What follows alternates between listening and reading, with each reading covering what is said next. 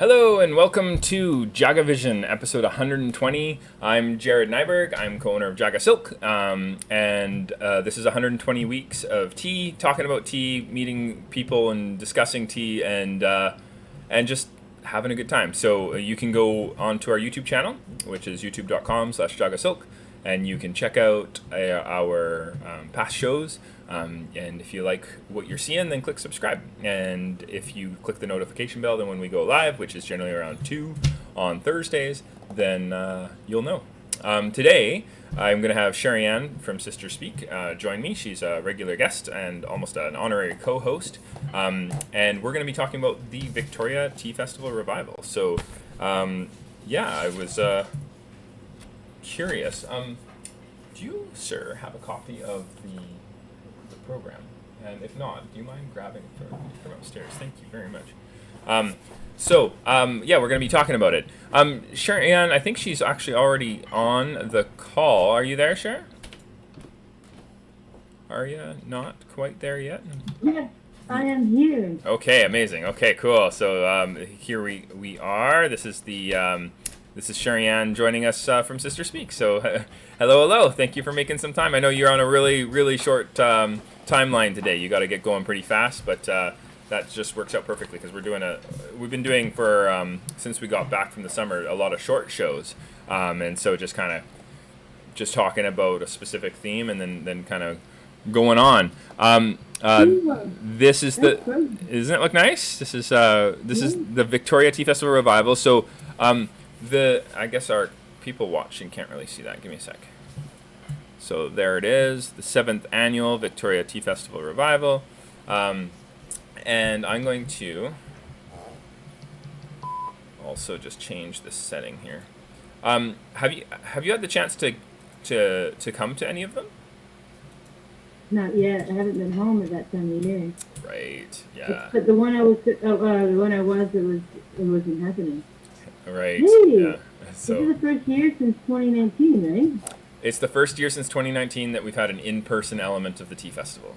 So But you had it virtual last year. we had a virtual last year and the year before. So 2020 was supposed to happen in March, and then just a few days before it was supposed to happen, we had to cancel it, and it was gonna be epic. We had such a great roster of people coming, and I remember that we were just watching the COVID-19 pandemic start and going, what do we do? And there was like recommendations and all that fun stuff. So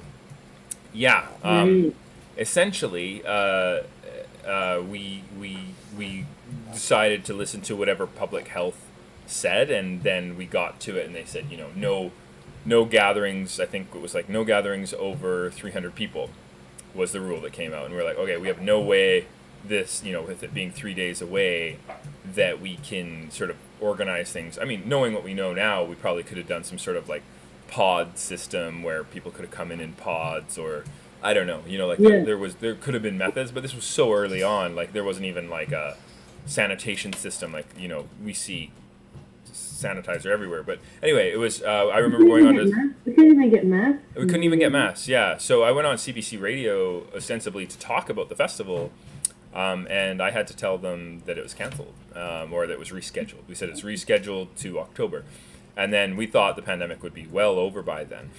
Little did we know. We ended up going, and we had to go completely virtual, but we did. I mean, people can check it out online, but we did a 24-hour marathon festival, and you were actually here for that one, I think. I was there. Yeah, you were there. We had sandwiches at midnight. Yeah, we had sandwiches. Like I think it was like later than midnight. You popped by, and the fam dropped off sandwiches, and you were cheering from the back behind the camera, and yeah, that was really, really, really special. Yeah, it was cool. I remember that very much. Yeah, it was really fun. So, and then the following year we didn't do 24 hours. We did 12 hours, and so that was still pretty long. And then this year we have. Wait, I can't believe you did 24 hours though. That's insane. 24 hours. Yeah, and I co-hosted the entire time. For 14 hours, and I was like fried. 14 hours straight of anything. Like, I I think it was like 3 or 4 in the morning. I was watching a live performance of Qing Dynasty music being performed to Chinese tea ceremony live from China, and it was so dreamlike. There was this lady who was preparing tea, and there was another lady watching her, and she was making mistakes. Um, and it was yeah, it was bad. I'm hearing that there's an audio issue. Let's see if I can fix that. oh, But yeah, it's pretty bad. Yeah, it was really bad actually. I remember kind of just thinking that I like entered another dimension or something. Like it was. wait, what? Why was it bad? Oh, Um, maybe we should fix the audio. yeah, just give me 1 second. Okay, we're back in action. Okay, so all right, Sherri Anne, you're making some tea, I guess, while we're talking. We're having some of this lovely singer's delight. So for Yeah, those, check out this kettle. It's like got cork. oh Oh, crazy, yeah, that looks similar to the one I really like to use. Hey, the right? Yeah, and it has like cork as the instead of plastic. that's pretty Like sweet. Yeah, that's really cool. Huh. Yeah, so we actually went and did a 12-hour a 12-hour thing the next year, and here we are yeah. um, trying to bring it back. We're calling it a hybrid festival this year because we've learned a lot from when we were doing the virtual version of the tea festival, right? Yeah. So yeah, it was nice to just bring some of that learning to this one. So it's actually going to be streamed. So for those watching, you can Cool. actually go to victfestrevival.org and you can see all of it sounds like the audio. You can go and check out the speakers. The International Tea Symposium we're going to have at 11:15 a masala chai demonstration live from India. Oh, yeah, Um, cool. yeah, and then at 12:15 we're going to be talking about kintsugi and staple repair. So it's going to be the classic art of repairing teapots. Then at 1:15 there's going to be a demonstration of the Japanese tea ceremony. And then at 2:15 there's going to be Cho In-mok doing Korean meditation tea. And at 3:15 there's going to be a talk live from Japan, transitioning tea fields to organic. And then Holy. at 4:15 the final talk will be understanding the association of type of tea and your selection in clay teapot. So how to pair the correct teapot to the correct tea. And that talk is actually going to be by the owner of the Chinese tea shop, Daniel Louis, in Vancouver. He's coming over, and then it's the first year that Is this all in person and also live streamed? that the symposium component is going to be live streamed and in person. So you will actually there's going to be an audience, so you can actually go in. It's in Nootka Court at 633 Courtney Street, where it's going to be held here in Victoria. Um, Mm. Entrance is going to be $10 to $20 sliding scale donation. It's on Saturday. It goes from 11 till 5.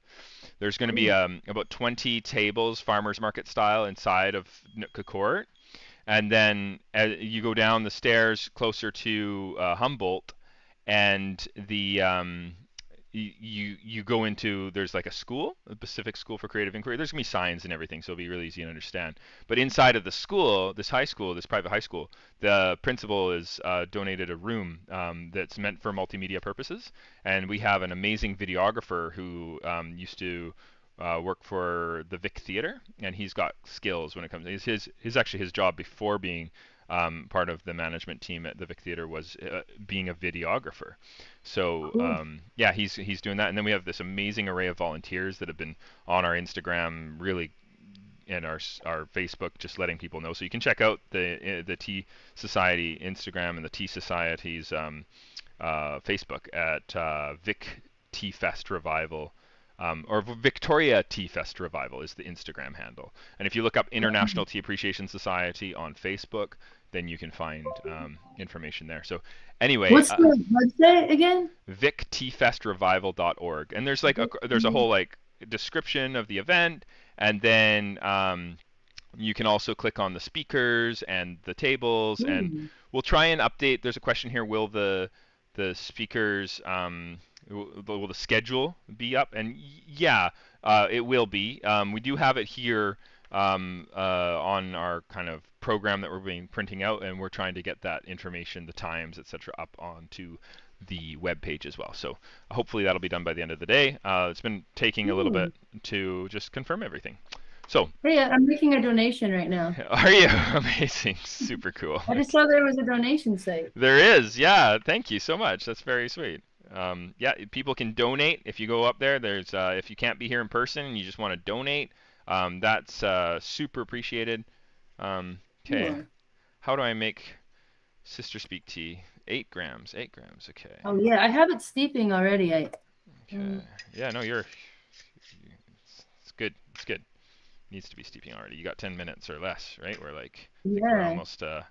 we're almost at the end of your time with us. So, the festival, though, in its 7th rendition, is going to be pretty rad. Last year, kind of the theme was we had a lot of indigenous tea speakers, and we were really, really excited about that. And my biggest regret for this festival is I tried so hard to get some speakers to speak to the wild tisans and teas that are harvestable, and I just couldn't get anybody. It was yeah, it's hard. But and for those watching too, my other hat, like I talk about this festival as if it's mine, but it's not really mine. It's a shared festival operated by the International Tea Appreciation Society, and it's a registered nonprofit of which I'm the president. But you know, who knows? You know, and the organization of that is a little bit more horizontal. So we have a really amazing team of volunteers who are putting this thing together. But I've been really involved in getting people to have tables at the tea market and getting speakers for the symposium. So that's where I've spent a lot of my energy. And I think that it's going to be super exciting. Like it's so cool that we'll have a masala chai demonstration, a Japanese tea ceremony demonstration, a Korean tea ceremony demonstration, all in the same symposium. Like, That's amazing. so wild. Like, it's gonna be so cool. And the website looks great. Doesn't it?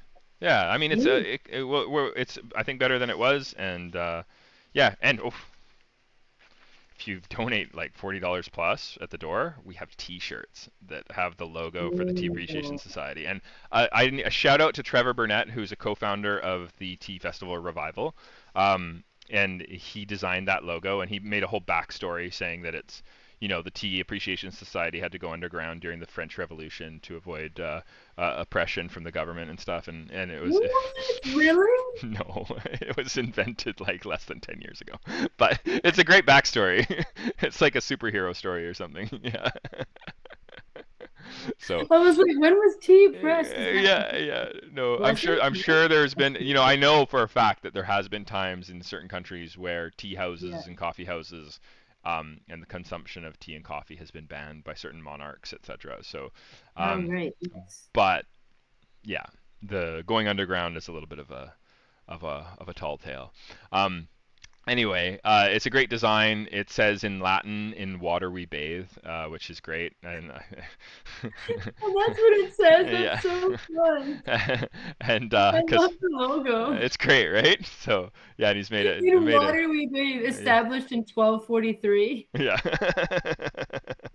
1243. It's so great. That's hilarious. Yeah, we had a little bit too much fun. And it's called the Victoria Tea Festival Revival because for 7 years there was a tea festival before this tea festival here in Victoria that had 3,000 people plus coming every year. Wow. But they weren't able to get tea vendors to participate anymore because they just get burnt out. And so it's trying to figure out a way to do it so that we still have the involvement of the people serving the tea, because I think there's a huge community of people that want to go and try different teas and maybe even buy some teas, but they're not going to be going very far without people making tea and sampling out tea. So those tea merchant educators, as we call them this year, instead of tea vendors, are really critical to it even existing, right? And so, yeah, it's been really important to try and put together something that when you go to it, you'll feel like you've really learned something and taken away something. And we've also been really trying to find people that are really inspired by the craft. You know, it's really easy for this kind of thing to turn into a big commercial expo where you're just kind of Yeah. going around, you're just randomly sampling teas, and there's no connection. And so a big kind of focus of the tea festival has been to make sure that there is that connective piece, right? And Yeah. I've never been able to get this many people over. So yeah, Wow, oh, that's so exciting. Well, yeah, I'll definitely check it out. yeah. And are you do you have any suggestions? I forgot my strainer at home, so I need to get another one. Oh, And I okay. in here and I way oversteeped it, but Sure. it's Yeah, we're gonna fun be to create. okay. I'm about to pour mine. So for those watching, I put 8 grams into this teapot, which is a jar with a sieve on it, and I put 240 grams of 90-degree water on top. But you could just throw some boiling water on it. Really, this tea is pretty forgiving, and it's going to be Well, no, very. I don't have a strainer. Sorry, I didn't mean to interrupt. Why don't you go gong fucha style then? Just kind of use a lid or something to hold it back. Okay. Yeah, and just do your best. It'll be a little bit sedimenty, but you should be able to hold it back a bit as long as the edge of the plate can fit in there. Like use a small plate, or even the side of a Hmm. spoon. Oh, okay, side of the spoon. Yeah, this is the only plate that I have. Might not work. Yeah, you might want to get a really large spoon. You might be just needing to pour quite slowly and hold back the spoon, or hold Okay, back the tea with the spoon, and then just hope for the best. Yeah. I'm pouring into a wine glass. Oh yeah, you are. Of course you are. So hold the, yeah, there you go. Let's see if that can't work. Wait, would you Yeah. recommend the spoon be like Yeah, that way. Curve this one? in, yeah. That's what I would say. Okay, yeah, yeah. Yeah, that's how I would probably try and do it. So you leave a little bit of a Oh gap for it to strain. yeah. Ouchie. Ouchie, Yeah. indeed. Oh, at the very end, I poured a bunch of leaves in, but I was going Yeah. so good before that. Yeah, no, fair enough. Well, this will give you a sense of it, and you can always try and do more. You could also use a coffee filter if you have a coffee filter hanging out in the house. Um, Okay. you could just put that. You have that AeroPress sitting around somewhere. You could always use that. That looks rad in the wine glass, doesn't it? Yeah. Yeah, that's great. It's like So a winter. Cheers. cheers. Oh, You it's want to like a tell? winter. Oh, You, sorry, go ahead. I was just gonna say, tell people about this tea. Like this is a special tea. Yeah, it is a singer's delight. Rooibos, marshmallow root, It's actually honeybush, but all honeybush, I was sorts. gonna say, yeah. And red raspberry leaf. This is yes. Yes. Rooibos roses. But yeah, I recorded the whole album with this tea. I drink it often when I arrive somewhere Mm. because it moisturizes your throat and it's all just really feels healthy. Um, And all the yeah. ingredients are certified organic, which is nice. And Oh, the that's cool. yeah, the honeybush is directly. Well, it's actually through Mhm. a family there. Quentin and Eunice pick the tea in South Africa, and then Mhm. the we have Eckhart and Elizabeth who are picking the raspberry leaf and the marshmallow root in northern Alberta, Mm, just north of Edmonton. So yeah, really good times. cool. Oh, this Okay, is cool. so those coming out to Victoria on Saturday. You can buy tickets at the door. You can buy tickets online. You can donate online. You can donate at the door. It's bring your own teacup. So if you have some sort of quirky cup you want to bring with you and have fun with, you should do that. We had Cool. CBC come in this morning and did an interview on the tea festival. So that should be going live tomorrow morning. So really excited about that. Um, Cool. and yeah, we have in the tables the people that are going to be coming. So who are going to have tables? There's going to be JagaSilk, of course. We're going to have O5T coming over from Vancouver. Kuura, they're a pu'er specialty company out of Melbourne, Australia. They have a representative here in Victoria, and they're famous for having a contest where if you tattoo the name of their company into your inner lower lip, then they would give you free tea for a year, which is Oh crazy. my God. And then that'll get you talked about, hey? And they even had some takers. Uchida Eatery, our neighbors here at JagaSilk are going to be serving onigiri out their door, which is going to be cool. We'll also have Yum. yeah, and then we're gonna have cultured kombucha in here too. They're gonna be serving their kombucha goodness. Good. In the middle court, we're going to have Cloudwalker Tea, who's also instrumental in organizing the World Tea Competition that we'll be having its inaugural go this year. With Dr. Midnight? With Dr. Midnight. Dr. Midnight, that's right. And then the Chinese tea shop, who I was talking about, is coming over from Vancouver. They're also going to have a table in the middle court. And they specialize in I Ching teapots and ancient teas. And the middle court is kind of like an ancient tea sort of specialist section. Puerta the People will be there too. Puerta the People is specializing in staple repair and kintsugi, so it's ancient techniques for repairing broken teapots, etc. He's also going to be one of the people doing a talk. We're going to have Tea Wise, who do a coffee leaf tea, where you harvest coffee leaves and turn it into a tea, and then they actually can it and make a canned beverage, and they're going to be selling their canned beverages and sampling out their stuff. Shinkinedo does desserts, traditional Japanese desserts. We're going to have Murder Bay Mushrooms, what a name, joining us in the lower court. They're going to be doing mushrooms and powdered teas as tea lattes that you can buy. They're a local chosen company. And then we're also going to have Tea Can. They do a subscription tea service where they choose your teas for you. And then I think it's every season, you get a selection of teas that they curate for you. Super interesting. Then we also have an education table, the Victoria Urasenke Tankokai. They're going to be talking about Japanese tea ceremony and the association that exists here in Victoria.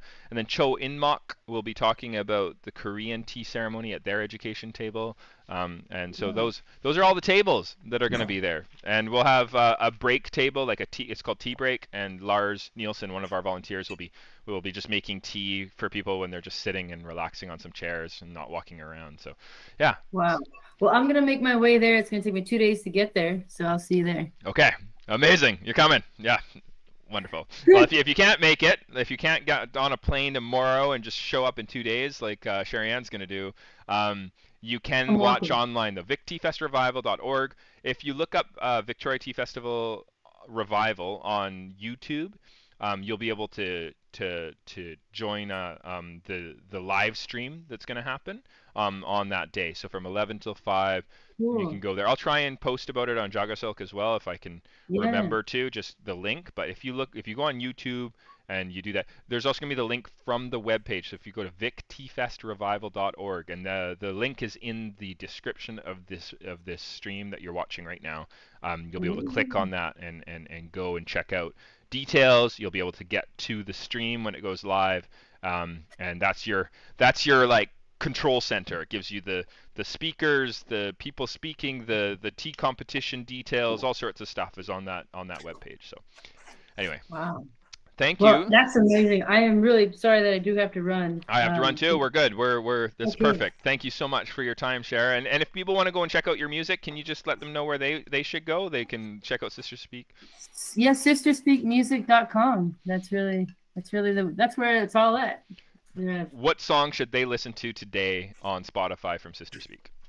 Love for All. Should it be Spotify? Should I choose? It can be anything. Yeah, right? Yeah. Spotify's great. It's fine. So Love for All. Everybody needs to go on to Spotify or Apple Music or whatever you listen to and look up Love for All. You need to buy that album. Go to sisterspeakmusic.com because it's so beautiful. The art is fantastic. The audio is just blow your mind.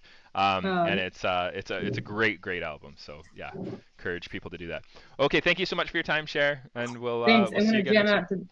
Thank you. See you next week. I'm going to be jamming out to the Pavement. Yeah, you are. Truth and Dolphin. Amazing. Thank you. All right. Bye. Take care. Please. Thanks so much. Have fun. Thank you. Okay, so that was Sherri Anne from Sister Speak. She's the lead vocalist. So if you go and check out some of her songs, our guest today is who will be singing them. And if you're in Victoria, come down to the Victoria Tea Festival Revival. It's going to be amazing. I really hope you do check it out. And you also join us again next week for JagaVision on around 2-ish on Thursday. We'll see you then. Thank you. I'm Jared Nyberg. JagaSilk.com.